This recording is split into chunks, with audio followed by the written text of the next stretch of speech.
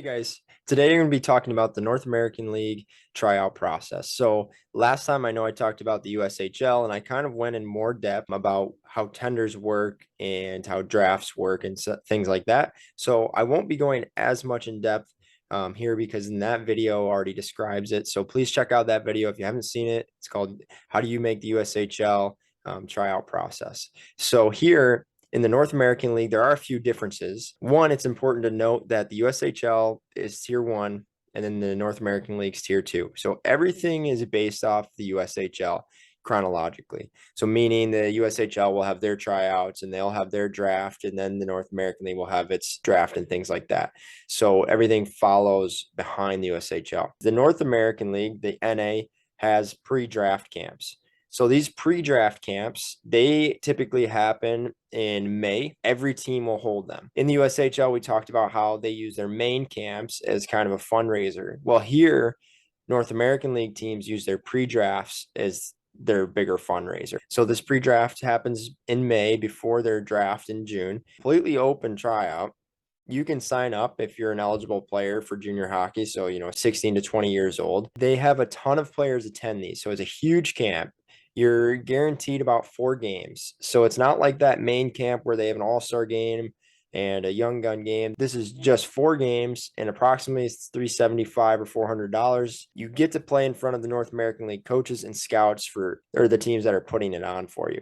So it is really good. It's a good opportunity to play in front of these scouts and these coaches. This is a great way to get your foot in the door in junior hockey to go to these camps because tier 3 coaches and scouts will also attend these because obviously all these players will not end up in the North American League. They're going to be ending up in tier 3, a lot of them. So these tier 3 coaches go and they'll scout and they'll recruit and see if any of these players that don't make the North American League will be interested in their team. I'd also note in these pre-draft camps, if you're an older player, be careful going to these. Don't spend too much money on them because these teams are looking for young players. I had a really good pre-draft tryout my second year of juniors because I only had 2 years of eligibility for it.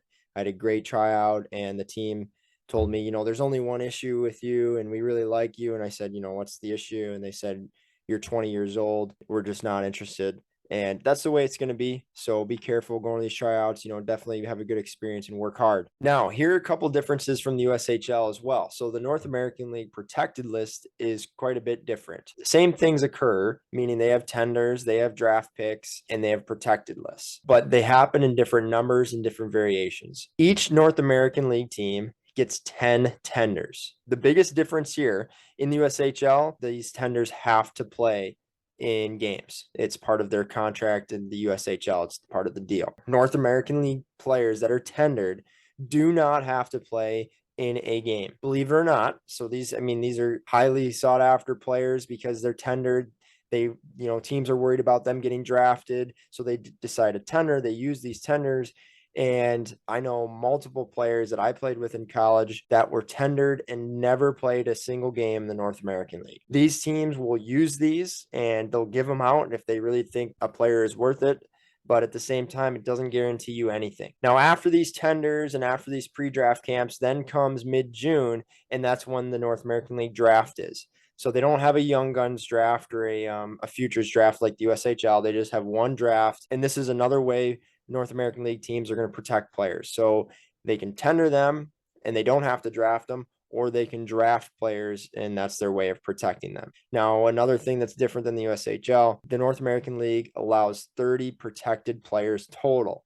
So if a team has 15 returners and they use 8 tenders, that means there's 23 players protected total.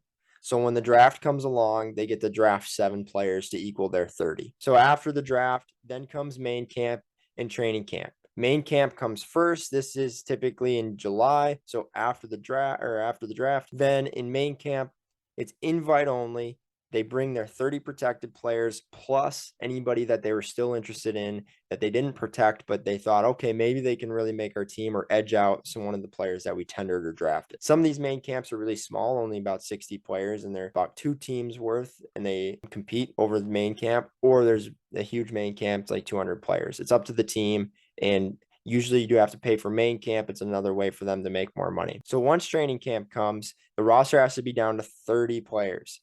Then the roster needs to be down to 25 by September 1st.